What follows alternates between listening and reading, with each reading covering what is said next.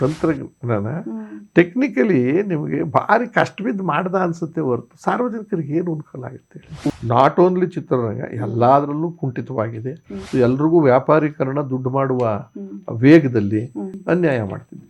ಹಿಂದಿಯನ್ನು ರಾಷ್ಟ್ರ ಭಾಷೆ ಮಾಡ್ಕೋಬೇಕು ಇಂಗ್ಲೀಷಿನ ಮುಂದೆ ಅಂತ, ಅದು ನಿಜ. ಆದರೆ ನೀವು ಹಾಗಾದ್ರೆ ಈ ಭಾಷೀಕರಣಕ್ಕೆ ಹೊಂದ್ಬಿಡ್ತೀರಾ. ಮತ್ತೆ ಮುಖ್ಯಮಂತ್ರಿ ಅಂತ ಅಂದರೆ ಈ ಮುಖ್ಯಮಂತ್ರಿ ಉತ್ತರ ಭಾರತದ ವಿಚಾರದ ಇಟ್ಕೊಂಡು ವಿಷಯ ತಿಳಿಸೋದು ಬೇಡ, ನೇರವಾಗಿ ಕರ್ನಾಟಕ ರಾಜ್ಯದ ವಸ್ತುಸ್ಥಿತಿಯನ್ನು ಸಾರ್ವಜನಿಕರ ಗಮನಕ್ಕೆ ತರೋಣ. ಇವತ್ತು ಪೂರ್ತಿ ಹಣದ ಹಿಂದೆ ಹೋಗ್ಬಿಟ್ಟಿದ್ವಿ.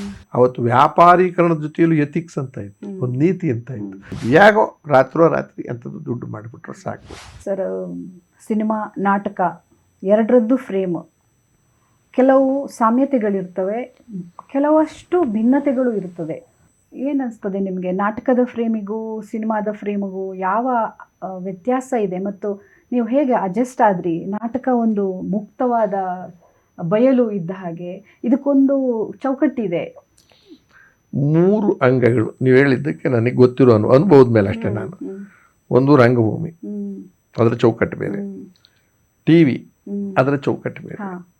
ಸಿನಿಮಾ ಜಗತ್ತು 35 mm ಇತ್ತು ಮುಂಚೆ, ಆಮೇಲೆ 70 mm ನೋಡಿ. ನಾನು ಒಬ್ಬ ನಾರ್ಮಲ್ ಮನುಷ್ಯರು, ನಾವೆಲ್ಲ ಪಾತ್ರ ಮಾಡ್ತಕ್ಕಂಥವ್ರು 5 ರಿಂದ 6 ಅಡಿ 6.25 ಅಡಿ ಎಲ್ಲ ಈ ಥರದ ಒಂದು ಲಿಮಿಟ್ ಇದೆ physical fitness.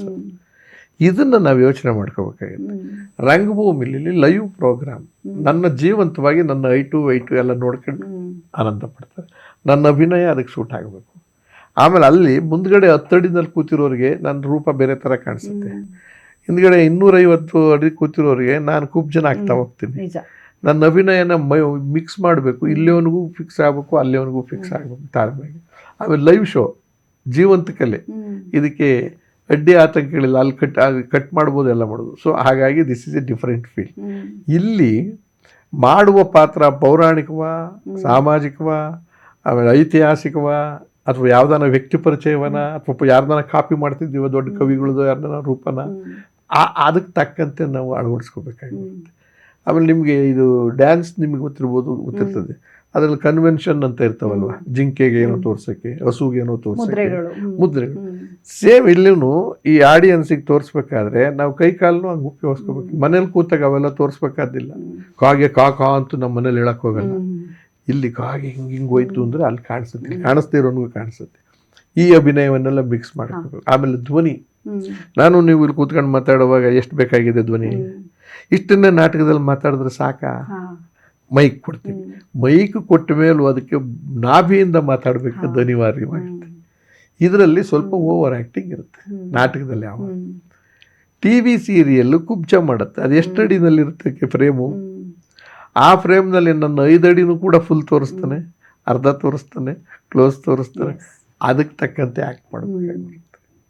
That is natural ಅಲ್ಲ, ಬಟ್ ನಾವು ಅದನ್ನು ನೋಡುವಾಗ ಹಂಗೆ ಕಾಣಿಸುತ್ತಲ್ವ, ಆ ಥರದ. ಸಿನಿಮಾ ನಿಮ್ಮನ್ನ ಈ 5 ಅಡಿ ಇರೋನು 15 ಅಡಿ ಆಗ್ತಾನೆ. ರಾಜ್ಕುಮಾರ್ ಹಿಂಗಿಂದ ನೋಡ್ಬೇಕಾಗುತ್ತೆ ನಮ್ಮನ್ನ, ಹಂಗಿಂದ. ಆಮೇಲೆ ನಮ್ಮನ್ನು ಮೂಗು ತೋರಿಸಿದ್ರೆ ಮೂಗು ಇಡೀ ಸ್ಕ್ರೀನ್ ಮೇಲೆ ಕಾಣಿಸುತ್ತೆ, ನಮ್ಮ ಎಲ್ಲ ನರನಾಡಿಗಳೆಲ್ಲ ಕಾಣಿಸುತ್ತೆ. ಅವಾಗ ಆ್ಯಕ್ಟಿಂಗ್ ಹೆಂಗೆ ಮಾಡಬೇಕು? ಹಿಂಗಿಟ್ಕೊಂಡಾಗ ಫಿಲಮ್ನಲ್ಲಿ ದೊಡ್ಡ ಮುಖ ಆಗುತ್ತೆ. ಹಿಂಗಂದ್ರೆ ಆ ಫ್ರೇಮಿಂದ ಆಚೆ ಹೋಗಿ ಬರ್ತೀವಿ. ಅದಕ್ಕೆ ಎಷ್ಟು ಬೇಕು ಅಷ್ಟು. ಇವು ಒಂಥರ ಟೆಕ್ನಿಕ್ಸ್. ಇವು ಅಳವಡಿಸ್ಕೊಂಡು ಇದರೊಳಗೆ ನ್ಯಾಚುರಲ್ ಆಗು ಮಾಡಬೇಕಾಗಿ ಬರುತ್ತೆ. ಸೊ ಸಿನಿಮಾದಲ್ಲಿ ಪಾತ್ರ ಮಾಡಬೇಕಾದ್ರೆ ನಿರ್ದೇಶಕರು, ಟೆಕ್ನಿಷಿಯನ್ಸ್ ನಾಲೆಡ್ಜ್ ಇಟ್ಕೊಂಡು ಜೊತೆಲಿ ಪಾತ್ರ ಮಾಡೋರು. ಆಮೇಲೆ ನಾನು ಈ ರೇಂಜಲ್ಲಿ ಮಾತಾಡಿದ್ರೆ ಹೆಂಗಿರುತ್ತೆ, ಈ ರೇಂಜಲ್ಲಿ ಇಷ್ಟು ತೋರಿಸಿದ್ರೆ ಹೆಂಗಿರುತ್ತೆ, ಅವೆಲ್ಲ ನೋಡ್ಕೋಬೇಕು. ಈ ವ್ಯತ್ಯಾಸಗಳಿದೆ. ಹಾಗಾದರೆ ಇಷ್ಟು ಮಾಧ್ಯಮಗಳ ಬಗ್ಗೆ ಹೇಳಿದ್ರಿ, ತುಂಬ ಚೆನ್ನಾಗಿ ಹೇಳಿದ್ರಿ.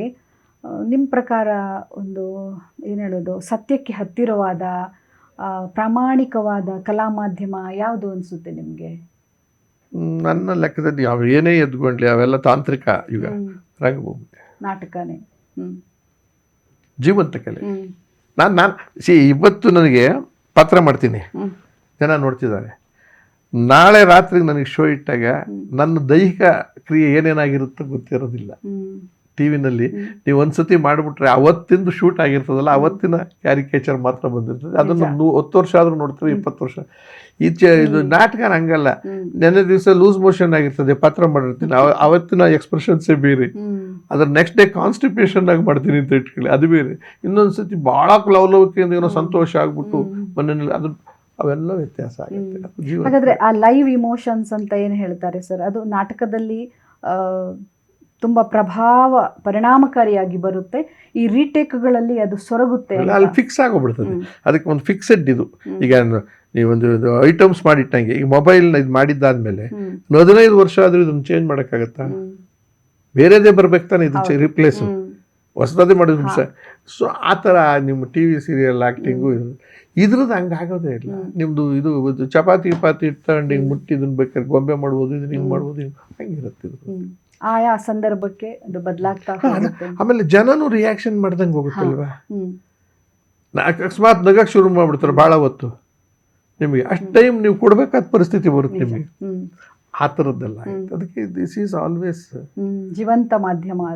ಅದಕ್ಕೆ ಅದು ಜೀವಂತಿಕೆ ಇರೋದೇ ಅದಕ್ಕೋಸ್ಕರ. ಯಾವ ಯುಗ ಬರಲಿ, ಯಾವ ಮಾಧ್ಯಮಗಳು ಬರಲಿ, ಏನು ಬರಲಿ, ಅದಕ್ಕಿರೋ ಬೆಲೆ ಹಂಗೆ ಇದೆ. ಡ್ಯಾನ್ಸ್ನ ಲೈವ್ ನೋಡೋದಕ್ಕೂ, ನೀವು ಟಿ ವಿಲಿ ನೋಡೋದಕ್ಕೂ, ಆಮೇಲೆ ಇನ್ನೊಂದು ಯಾವ್ದು ಲೈವ್ ನೋಡೋದಕ್ಕೂ, ಅದು ಸಿಂಪಲ್. ಸಿನಿಮಾ ಮತ್ತು ಕಲೆ, ಡಾನ್ಸ್, ಸಂಗೀತ ಎಲ್ಲವನ್ನ, ಅದರಲ್ಲೂ ನಾಟಕ ಮತ್ತು ಸಿನಿಮಾವನ್ನ ಮನರಂಜನೆಯ ಮಾಧ್ಯಮ ಅಂತಲೇ ಹೇಳೋದು. ಮನರಂಜನೆ ಎಂಟರ್ಟೈನ್ಮೆಂಟ್ ಅಂತ.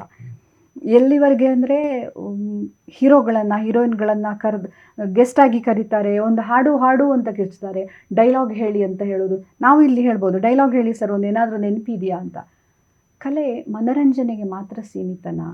ಅದಕ್ಕಿಂತ ಮೀರಿದ ಮೂಲತಃ ರಂಗಭೂಮಿ ಆಗಲಿ, ಟಿವಿ ಆಗಲಿ, ಸಿನಿಮಾ ಆಗಲಿ ಮನರಂಜನೆ ಪ್ರಾರಂಭದ ಲೆಕ್ಕಾಚಾರ. ಒಂದು ಹಂತ ಮನರಂಜನೆಯ ಮುಖೇನ ಸುಲಭನಾಗಿ ಬೇರೆಯಲ್ಲಿ ನೀವು ಅರಿವನ್ನು, ಜಾಗೃತಿಯನ್ನು ಜನಕ್ಕೆ ಮೂಡಿಸೋದಕ್ಕಿಂತ ಸುಲಭನಾಗಿ ಇದರಲ್ಲಿ ಮಾಡ್ಬೋದು ಅನ್ನೋಕ್ಕೋಸ್ಕರ ಸಾರ್ವಜನಿಕ ಕಾಳಜಿಯೂ ಕೂಡ ಅಷ್ಟೇ ಮುಖ್ಯ ಆಗುತ್ತೆ. ನಿಮ್ಮ ಮಾಧ್ಯಮ ಏಕಕಾಲಕ್ಕೆ ಲಕ್ಷಾಂತರ ಜನಕ್ಕೆ ತಲುಪತಕ್ಕಂಥ ಮಾಧ್ಯಮಗಳಾಗಿದ್ದಾವೆ. ಟಿವಿ ಮಾಧ್ಯಮ, ಸಿವಿ ಮಾಧ್ಯಮ. ಬರೀ ಮನರಂಜನೆಯನ್ನೇ ಇಟ್ಕೊಳ್ಳೋದು ತಪ್ಪು ನನ್ನ ಲೆಕ್ಕದಲ್ಲಿ. ಮನರಂಜನೆಯೂ ಮುಖ್ಯ. ಮನರಂಜನೆಯ ಮುಖೇನ ಮನಸ್ಸಿಗೆ ಅರಿವನ್ನು ಮೂಡಿಸ್ತಕ್ಕಂಥದ್ದು, ಜಾಗೃತಿಯನ್ನು ಮೂಡಿಸ್ತಕ್ಕಂಥದ್ದು, ಇದು ಕಥೆಗಳನ್ನ ಹೇಳಿಸ್ತಕ್ಕಂಥದ್ದು, ಅನುಭವಗಳನ್ನು ಕೊಡ್ತಕ್ಕಂಥದ್ದು ಬಹಳ ಮುಖ್ಯ. ಹಾಗಾದ್ರೆ ನಾಟಕಕ್ಕೆ ಆ ಶಕ್ತಿ ಇದೆ ಅಂತ ನಿಮ್ಗೆ ಅನ್ಸುತ್ತೆ? 100% ಇರುತ್ತೆ. ಸೋಷಿಯಲಿ ಅದು ಅವೇರ್ನೆಸ್ ಕ್ರಿಯೇಟ್ ಮಾಡಬಹುದು, ಮತ್ತು ಅದನ್ನ ಈಗಲೂ ನಾಟಕ ಮಾಡ್ತಾ ಇದೆ ಅಂತ ಅನ್ಸುತ್ತಾ ಸರ್? ನಾಟಕ ಎಲ್ಲ ಕಡೆ ಮಾಡ್ತದೆ ಅಂತ ಹೇಳೋಕ್ಕಾಗಲ್ಲ. ಸಂದರ್ಭೋಚಿತವಾಗಿ ಬದಲಾವಣೆ ಆಗುತ್ತೆ. ಈ ರಾಜಕೀಯ ಸ್ಥಿತ್ಯಂತರಗಳು ಚೇಂಜ್ ಆದಂಗೆ, ವ್ಯವಸ್ಥೆಗಳು ಚೇಂಜ್ ಆದಂಗೆ ಅಲ್ಲೂ ಕೂಡ ಆಗುತ್ತೆ. ಆವಾಗ ಅದಕ್ಕೆ ಸಂಬಂಧಪಟ್ಟದ್ದ ರೀತಿಯಲ್ಲಿ ನಾವು ಬೀದಿ ನಾಟಕ ಆಡಕ್ಕೆ ಹೋಗ್ತೀವಿ. ನಾಟಕದ ಮುಖೇನ ನಾವು ಬೀದಿ ನಾಟಕ ಆಡೋಕ್ಕೆ ಉದ್ದೇಶವಾಗಿ ಯಾವುದನ್ನು ಟೀಕೆ ಮಾಡೋಕ್ಕೋ, ವ್ಯಂಗ್ಯ ಮಾಡೋಕ್ಕೋ ಹೋಗ್ತೀವಿ. ಹಾಗೆ ಪ್ರತಿಯೊಂದು ನಾಟಕನೂ ಸಾಮಾನ್ಯವಾಗಿ ಒಂದಲ್ಲ ಒಂದು. ಆಮೇಲೆ ನಿಮ್ಮದು ಪೌರಾಣಿಕ ಐತಿಹಾಸಿಕದಲ್ಲೂ ಕೂಡ ನಿಮಗೆ ಅದರ ಫಿಲಾಸಫಿ ಇದ್ದೇ ಇರುತ್ತೆ. ಈಗ ರಾವಣ ಸಂಹಾರ ಅಂತ ಅಂದರೆ ರಾವಣ ದುಷ್ಟ, ಕಷ್ಟ ಅವನಿಗೆ ಅದು ಈ ಥರ ಜನ ಇಲ್ಲಿದ್ದಾರೆ ಅಂತ ಇಲ್ಲಿ ತೋರಿಸುವಾಗ ನೇರವಾಗಿ ನಾವು ಇದಕ್ಕೆ ವಿಚಾರಕ್ಕೆ ಬಂದ್ಬಿಡ್ತೀವಿ. ಇಂಥವ್ರು ನಿಮ್ಮ ಊರಲ್ಲಿದ್ದಾರೆ, ಇಂಥವ್ರು. ಹಾಗಾದರೆ ಕಲೆಗೆ ಉದ್ದೇಶ ಇದೆ ಅಂತ ಆಯಿತು. ಯಾಕಂದರೆ ನಾಟಕಕ್ಕೆ ಸಾಮಾನ್ಯವಾಗಿ ಇತ್ತೀಚೆಗೆ ಒಂದು ಹೇಳೋದಿದೆ, ಸಾಹಿತ್ಯದ ಬಗ್ಗೆ ಮಾತಾಡುವಾಗ ಒಂದು ಕತೆ ಅದು ಕತೆ ಆಗಿದ್ರೆ ಸಾಕು, ಅದಕ್ಕೇನು ಸಂದೇಶ ಕೊಡುವ ಜವಾಬ್ದಾರಿ ಇಲ್ಲ, ಸಂದೇಶ ಕೊಡಬೇಕಾಗಿಲ್ಲ ಅಂತ. ಹಾಗಾದ್ರೆ ಕಲೆಗೆ ಅದು ನೀವು ಅವ್ರು ಹೇಳೋದು ಅವ್ರಿಷ್ಟ, ಅದು ಬಟ್ ಜವಾಬ್ದಾರಿ ಇದ್ದೇ ಎಲ್ಲದಕ್ಕೂ ಇದ್ದೇ ಇರುತ್ತೆ. ಈ ಬರೀ ಇದು ಒಂದೇ ಫೀಲ್ಡ್ಗೆ ಹೇಳ್ತಿಲ್ಲ, ಎಲ್ಲದರಲ್ಲೂ ಕೂಡ ಸಾಮಾಜಿಕ ಚಿಂತನೆ, ಸಾಮಾಜಿಕ ಕಲೆಗಳು ಇಟ್ಕೊಂಡೇ ನಾವು ಮಾಡಬೇಕಾಗುತ್ತೆ. ಅಂದ್ರೆ ಕಲೆ ಸಾರ್ವಜನಿಕ ಆದಾಗ ಅದಕ್ಕೆ ಉದ್ದೇಶ. ಕಲೆ ಯಾಕೆ ಸಾರ್ವಜನಿಕ ಅಂದ್ರೆ ನೀವೆಲ್ಲೋ ಒಂದು 100 ಜನ 200 ಜನಕ್ಕೆ ಮಾತ್ರ ತಲುಪ್ಸಕ್ಕಲ್ಲ, ಅದರದ್ದು 100 ಜನಕ್ಕೆ ತಲುಪಿಸ್ತೀರ, ಸಂದರ್ಭ ಬಂದಾಗೆಲ್ಲ ತಲುಪಿಸ್ತಿರ್ತೀರ. ಆಮೇಲೆ ವೆರೈಟೀಸ್ ಜನಕ್ಕೆ ತಲುಪಿಸ್ತೀರ. ಆವಾಗ ನಿಮ್ಮ ಜವಾಬ್ದಾರಿ ಜಾಸ್ತಿ. ಆಮೇಲೆ ಹಾಗಂತ ಮನರಂಜನೆ ಸಂಪೂರ್ಣ ಬಿಟ್ಟು ತೋರಿಸಿದ್ರೆ ನೋಡಲ್ಲ ಜನಕ್ಕೆ. ಯಾಕೆಂದರೆ ಬೆಳಗ್ಗೆ ಇದ್ದರೆ ಕಷ್ಟನೇ ತೋರಿಸ್ಕೊಂಡು, ಅಳೋದೇ ತೋರಿಸ್ಕೊಂಡು, ದುಃಖದ್ದೇ ತೋರಿಸಿದ್ರೆ ಅವ್ರ ಮನೇಲಿ ಇದ್ದೇ ಇದೆ. ಪ್ರತಿಯೊಬ್ಬರ ಮನೆಯಲ್ಲೂ ಕಷ್ಟದ ಸಮಸ್ಯೆಗಳು ಖಂಡಿತ ಇದೆ. ನೆಮ್ಮದಿ ಸಿಗ್ತಿರೋದು ಕಷ್ಟ. ಆ ನೆಮ್ಮದಿಗೋಸ್ಕರ ಮನರಂಜನೆ ಬೇಕು. ಅದ್ರ ಮುಖೇನ ಸಂದೇಶ ಕೊಡಬೇಕು, ಏನೋ ಒಂದು ಮೂಡಿಸಬೇಕು. ಮನರಂಜನೆ, ಅರಿವು ಇರಲೇಬೇಕು. ಎರಡು ಜೊತೆಲೇ ಹೋಗ್ಬೇಕು. ಇಲ್ಲಿ ಇನ್ನೊಂದು ಬರುತ್ತೆ ಸರ್, ಜನಪ್ರಿಯ ಆಗಿರೋದು ಕಲೆ, ಅದು ಯಾವ ಕಲೆ ಇರ್ಬೋದು, ನಾಟಕ ಇರಬಹುದು, ಸಂಗೀತ ಇರ್ಬೋದು, ಡಾನ್ಸ್, ನೃತ್ಯ ಯಾವುದು ಸಹ ಇರ್ಬೋದು. ಒಂದು ಜನಪ್ರಿಯ, ಎರಡು ಅಂಶ, ಒಂದು ಜನಪ್ರಿಯತೆ, ಇನ್ನೊಂದು ಗುಣಮಟ್ಟ ಅಂತ. ಇದು ಎರಡು ಒಟ್ಟಿಗೆ ಹೋಗುತ್ತಾ, ಹೋದದ್ದಿದೆ, ಈಗ ಹೋಗುತ್ತಾ? ನೀವೇ ಹೇಳಿದ್ರ, ರಾಜ್ಕುಮಾರ್ ಉದಾಹರಣೆ ತಗೊಂಡ್ರು, 200ಕ್ಕೂ ಹೆಚ್ಚು ಪಿಕ್ಚರ್ ಮಾಡಿದ್ದಾರೆ. ನಿಜ. ಯಾವ ಪಿಕ್ಚರ್ನ ನೀವು ಗುಣಮಟ್ಟ ಇಲ್ಲ ಅಂತ ಹೇಳ್ತೀರಾ? ಯಾಕೆ ಹೇಳ್ತೀವಿ ಇವತ್ತು? ಅಂದರೆ ಯಾರೋ ಒಬ್ಬ ಕತೆಗಾರ ಬರೆದಿರೋ ಕತೆ ತಗೋತಾನೆ. ಆ ಕತೆಗಾರ ಬರೆಯೋನು ಕೂಡ ತನ್ನ ಕನಸಿಗೋಸ್ಕರ ಬರೆದಿರೋದಿಲ್ಲ, ತನ್ನ ಅನುಭವನೋ ಏನೋ ಸೇರಿಸಿರ್ತಾನೆ, ತಾನು ಕಂಡಂಥ ವ್ಯಕ್ತಿಗಳ ಅನುಭವವನ್ನು ಸೇರಿಸಿರ್ತಾನೆ. ಈಗ ಭೈರಪ್ಪನವ್ರ ಕತೆ ಬರೆದಾಗ ರಿಸರ್ಚ್ ಮಾಡೇ ಬರೆದಿರ್ತಾನೆ. ಅನಾಕರು ಕತೆ ಬರಬೇಕಾದ್ರೆ ಅದು ಸಾರ್ವಜನಿಕರ ಜೀವನವನ್ನು ನೋಡೇ ಬರೆದಿರ್ತಾರೆ. ಪ್ರತಿಯೊಂದು ಕುಟುಂಬದಲ್ಲೂ ಆಗ್ತಕ್ಕಂಥ ಘಟನೆಗಳಿರ್ತದೆ. ಬೇಂದ್ರೆ ಕವನವನ್ನು ಬರೀ ಒಂದು ಕವನದಲ್ಲೇ ಇಡೀ ಚಿತ್ರವನ್ನು ಕೊಟ್ಟಿರ್ತಾರೆ, ಕುವೆಂಪು ಕಾವ್ಯದಲ್ಲಿ ಕೊಟ್ಟಿರ್ತಾರೆ. ಹೀಗೆ ಒಬ್ಬರ ಚಿಂತನೆಯು ಸಾರ್ವಜನಿಕ ಚಿಂತನೆಯ ವಿಚಾರಗಳನ್ನೇ ತಗೊಂಡು ಮಾಡೋ ಅಂಥದ್ದು ಕೆಲಸ ರಾಜ್ಕುಮಾರ್ ಮಾಡಿದ್ರು. ರಾಜ್ಕುಮಾರ್ ಪರ್ಸನಲ್ ಬರೀ ಅವ್ರಿಗೋಸ್ಕರ ಒಂದು ಕತೆ ಬರ್ಸ್ಕೊಂಡ್ಲೇ ಇಲ್ಲ, ಕತೆ ಇದ್ದು ಕಥೆಯನ್ನೇ ತಗೊಂಡ್ರು ಅಂತ. ಅಂದ್ರೆ ಜನಪ್ರಿಯತೆ ಮತ್ತು ಗುಣಮಟ್ಟ ಆ ಕಾಲದಲ್ಲಿ ಒಟ್ಟೊಟ್ಟಿಗೆ ಹೋಗ್ತಿತ್ತು. ಅದೇ ಅನಿವಾರ್ಯವಾಗಿತ್ತು. ಅದು ಅದಕ್ಕೋಸ್ಕರವೇ ವ್ಯಕ್ತಿಗಳು ಅಷ್ಟು ಚೆನ್ನಾಗಿ ಬೆಳೆದ್ರು, ಆ ಚಿತ್ರಗಳು ಜೀವಂತವಾಗಿ ಉಳ್ಕೊಂಡ್ರು. ಆ ಮಾತನ್ನ ಈಗಲೂ ಹಾಗೆ ನಡೀತಾ ಇದೆ ಅಂತ ಹೇಳಲಿಕ್ಕಾಗುತ್ತಾ? ದುಃಖ ಆಗ್ತಾ ಇದೆ. ದೂರೋದಿಲ್ಲ ಯಾರನ್ನು, ಇವತ್ತಿನ ಕಾಲಘಟ್ಟದವ್ರನ್ನ ದೂರೋದಿಲ್ಲ. ಅನಿವಾರ್ಯವಾಗಿ ಇವತ್ತು ಏನು ಓಡುತ್ತೋ, ಏನು ಅವ್ರಿಗೆ ಲಭ್ಯ ಆಗೈತೆ ಮತ್ತು ಅನುಕೂಲ ಆಗುತ್ತೋ ಅದನ್ನು ಮಾಡ್ಕೊಂಡು ಹೋಗ್ತಿದ್ದಾರೆ. ಇವತ್ತು ಪೂರ್ತಿ ಹಣದ ಹಿಂದೆ ಹೋಗ್ಬಿಟ್ಟಿದ್ದೀವಿ, ವ್ಯಾಪಾರೀಕರಣ ಆಗಿದೆ. ಅವತ್ತು ವ್ಯಾಪಾರೀಕರಣದ ಜೊತೆಯಲ್ಲೂ ಎಥಿಕ್ಸ್ ಅಂತ ಇತ್ತು, ಒಂದು ನೀತಿ ಅಂತ ಇತ್ತು. ಆ ನೀತಿ ಬಿಟ್ಟಿದ್ವಿ. ಯಾಕೋ ರಾತ್ರಿ ಅಂಥದ್ದು ದುಡ್ಡು ಮಾಡಿಬಿಟ್ರೆ ಸಾಕು ಅನ್ನಿಸ್ತು ಇವಾಗ. ಬಟ್ ತಂತ್ರಜ್ಞಾನ, ತಾಂತ್ರಿಕತೆ ಅಂತ ಹೇಳೋದು ಅಗಾಧವಾಗಿ ಬೆಳೆದಿದೆ. VFX ಇರ್ಬೋದು, ಸೌಂಡ್ ಇರ್ಬೋದು, ಅಂದ್ರೆ ಇದರ ನಡುವೆ ಸತ್ಯಕ್ಕೆ ದೂರವಾದ ವಿಚಾರ ಅದು.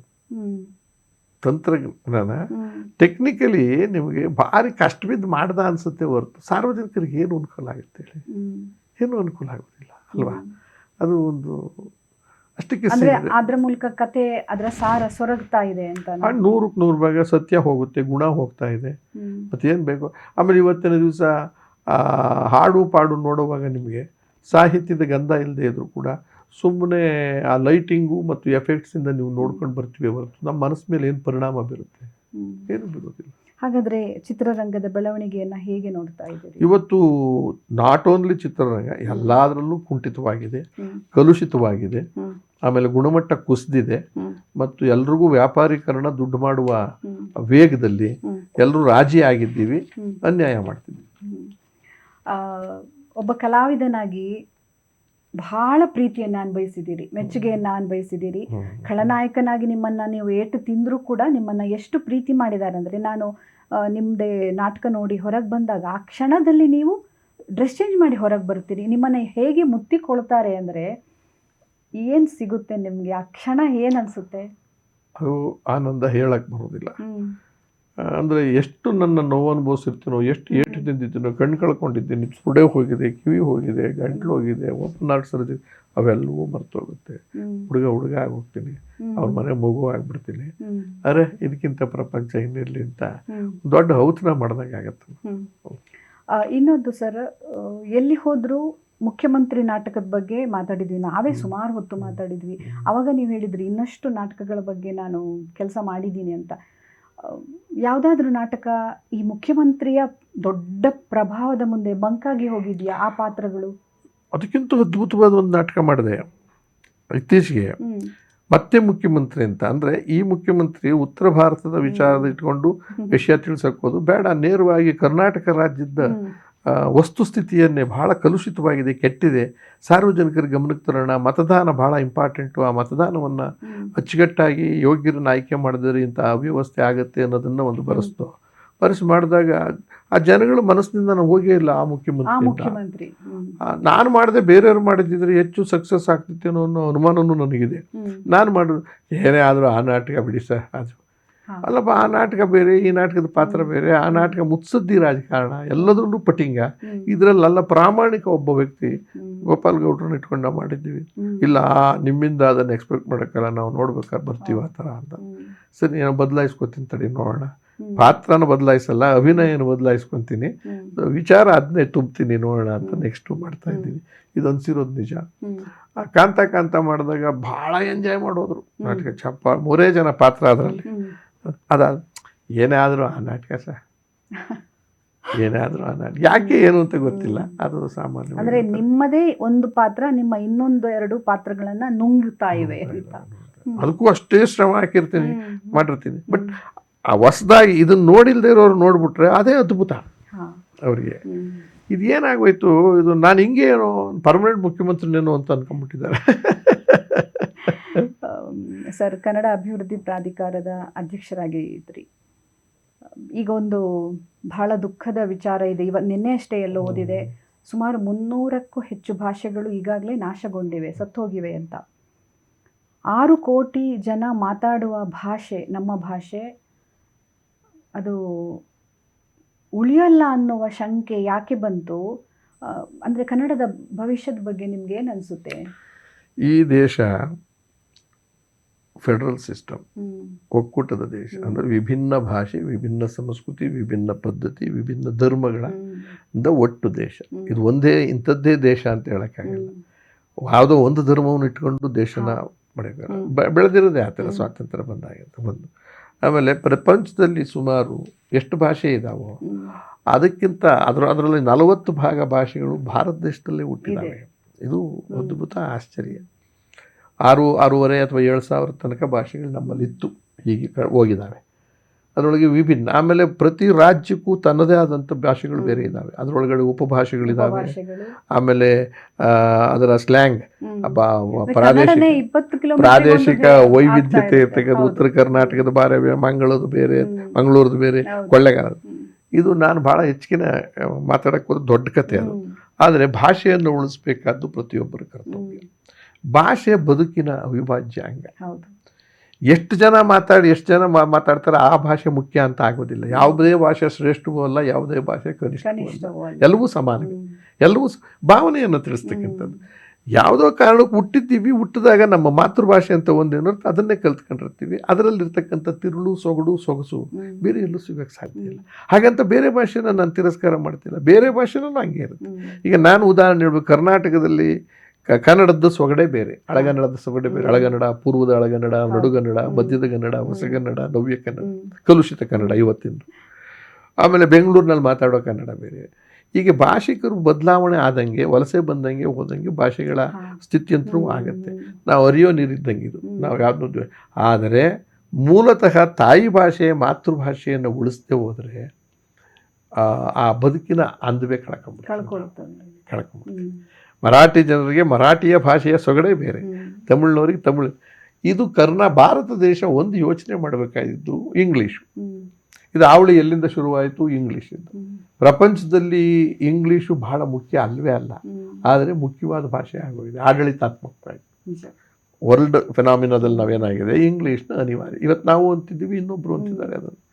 ಎರಡನೇದು, ಅವರವರ ದೇಶದಲ್ಲಿ, ಎಲ್ಲ ದೇಶದಲ್ಲೂ 2, 3, 4 ಭಾಷೆಗಿಂತ ಹೆಚ್ಚಿಗೆ ಇರಲ್ಲ. ಸೊ ಅದರಲ್ಲಿ ಯಾವುದೋ ಒಂದು ನ್ಯಾಷನಲ್ ಭಾಷೆ ಅಂತ ಮಾಡ್ಕೊಂಡ್ಬಿಡ್ತಾರೆ. ಇಲ್ಲಿ ಎಲ್ಲ ಭಾಷೆಗಳು ರಾಷ್ಟ್ರೀಯ ಭಾಷೆಗಳೇ ಅವರವ್ರ ರಾಜ್ಯಕ್ಕೆ.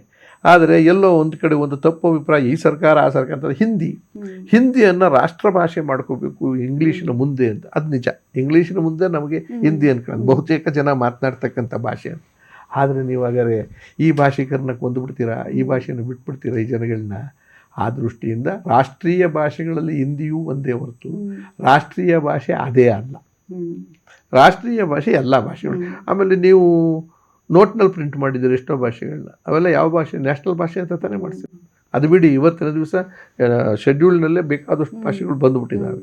ಈ ಕರ್ನಾಟಕ ತೆಗೆದುಕೊಂಡ್ರೆ ನಿಮ್ಮ ತುಳು ಭಾಷೆ ಕರ್ನಾಟಕದ್ದು, ಕನ್ನಡ ಅಲ್ಲ, ಕೊಂಕಣಿ ಕರ್ನಾಟಕದ್ದು. ಆಮೇಲೆ ಅರೆ ಭಾಷೆ ಅಲ್ವಾ? ಆಮೇಲೆ ಇನ್ನೊಂದು ಯಾವುದೋ ಇದೆಯಲ್ಲ, ಕೊಡವ ಭಾಷೆ. ಇವೆಲ್ಲವೂ ಕೂಡ ನಾವು ಉಳಿಸ್ಕೋಬೇಕಾಗಿದೆ, ಯಾಕಂದರೆ ಅದು ಬದುಕಿನ ಜೊತೆಲಿ ಬಂದಿರ್ತದೆ. ಇಲ್ಲಿ ನ್ಯಾಷನಲ್ ಪಾಲಿಸಿ ಬೇಕಾಗುತ್ತೆ. ಯಾವ ಥರದಲ್ಲಿ ಅಂತ ಅಂದರೆ, ಈಗ ರಾಜ್ಯದಲ್ಲಿ ಕಿತ್ತಾಡ್ತಾ ಇದ್ದೀವಿ. ರಾಷ್ಟ್ರೀಯ ಅಂತಾರಾಷ್ಟ್ರೀಯ ಮಟ್ಟಕ್ಕೆ ಇಂಗ್ಲೀಷ್ ಕಲಿತಕ್ಕಂಥ ಅಡ್ಡಿ ಮಾಡೋ ಅಗತ್ಯ ಇಲ್ಲ. ಯಾರು ಕಲಿಬೇಕಾಗಿ ವ್ಯವಹಾರಕ್ಕೆ, ಜೀವನಕ್ಕಲ್ಲ, ಪದ್ಧತಿಗಲ್ಲ. ಆದರೆ ನಿಮ್ಮ ಹೆಚ್ಚಿಗೆ ಜನ ಮಾತಾಡೋರು ಹಿಂದಿ ಅನ್ನೋ ಕಾರಣಕ್ಕೋಸ್ಕರ ಹಿಂದಿನೇ ಏರತಕ್ಕಂಥದ್ದು ಸುಲಭ ಅಲ್ಲ. ಈಗ ನೀವು ಆ ಥರ ಏರಕ್ಕೆ ಶುರು ಮಾಡಿದ್ರೆ ಎಲ್ಲರೂ ರಾಜ್ಯಗಳನ್ನೇ ಬೇರೆಯವ್ರನ್ನ ಕೇಳೋಕ್ಕೆ ಶುರು ಮಾಡ್ತಾರೆ. ನಾನು ಬೇರೆ ಇರ್ತೀನ. ಆಮೇಲೆ ಈ ಗಲಾಟೆ ಒಳಗೆ ಇನ್ನೊಂದು ರಾಜಕೀಯ ಕಾರಣ ಏನಂದರೆ, ಹಿಂದಿ ಭಾಷೆ ಮಾತಾಡೋರದ್ದೇ ಒಂದು ನ್ಯಾಷನಲ್ ಭಾಷೆ ಅಂತ ಮಾಡಿದ್ರೆ ಮಿಕ್ಕಿದ್ದೆಲ್ಲನೂ ಎರಡನೇ ದರ್ಜೆ ಭಾಷೆಗಳಾಗುತ್ತೆ. ಅದು ಹಾಗಬಾರ್ದು. ಆ ದೃಷ್ಟಿಯಿಂದ ಆಯಾ ರಾಜ್ಯಕ್ಕೆ ನೀವು ಸ್ವಾತಂತ್ರ್ಯ ಕೊಟ್ಟಿದ್ದೀರಿ.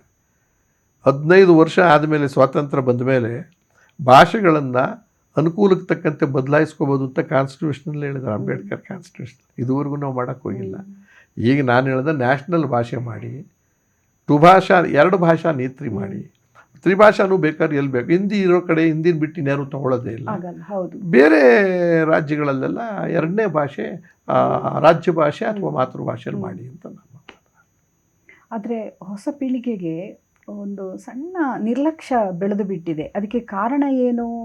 ಅದರ ಬಗ್ಗೆ ಚರ್ಚೆಗಿಂತಲೂ ಕನ್ನಡವನ್ನು ಬಳಸೋದು ಕಡಿಮೆ ಆಗೋದು ಸತ್ಯ. ನೀವು ಗಮನಿಸಿದ್ದೀರಿ, ಅದಕ್ಕೆ ಏನು ಮಾಡ್ಬೋದಂತ ನಿಮಗೆ? ಇಲ್ಲಿ ಕನ್ನಡ, ತಮಿಳುನಾಡಲ್ಲಿ ತಮಿಳು ಬಳಸೋದು ಕಡಿಮೆ ಆಗಿಲ್ಲ, ಬಳಸ್ತಾನೆ ಇದ್ದಾರೆ. ಆಂಧ್ರ ಪ್ರದೇಶದಲ್ಲಿ ಇರೋದ್ರಲ್ಲಿ ಮರಾಠಿನಲ್ಲೂ ಸ್ವಲ್ಪ ಪ್ರಾಬ್ಲಮ್ ಆಗ್ತಿದೆ. ಇದೆಲ್ಲ ಇಲ್ಲಿ ಏನಾಗಿದೆ, ವಲಸಿಗರು ಜಾಸ್ತಿ. ಬೆಂಗಳೂರು ಅಂತ ಜಾಗ ಡೆಲ್ಲಿ ಥರ ಆಗೋಗಿದೆ, ಕಾಸ್ಮೋ ಸಿಟಿ ಆಗ್ಬಿಟ್ಟಿದೆ. ಅದರೊಳಗೆ ಒಂದು 60-70 ಭಾಷಿಕರು ಇಲ್ಲಿದ್ದಾರೆ. ಬರೀ ಇಲ್ಲಿಲ್ಲ, ಇಲ್ಲಿ ಆಲ್ರೆಡಿ ಜೀವಂತವಾಗಿದ್ದು ಬಿಟ್ಟಿದ್ದಾರೆ, ಹರಡ್ಬಿಟ್ಟಿದ್ದಾರೆ.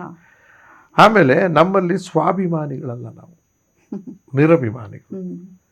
ಬೇರೆ ಕಡೆಯವ್ರನ್ನ ದುರಭಿಮಾನಿಗಳು ಅಂತ ಕರಿತೀವಿ, ಅನಿವಾರ್ಯ ಮಾಡ್ಕೊಂಡಿರೋದು. ದುರಭಿಮಾನವನ್ನು ಮಾಡ್ಕೋಬೇಕಾಗಿತ್ತೆ.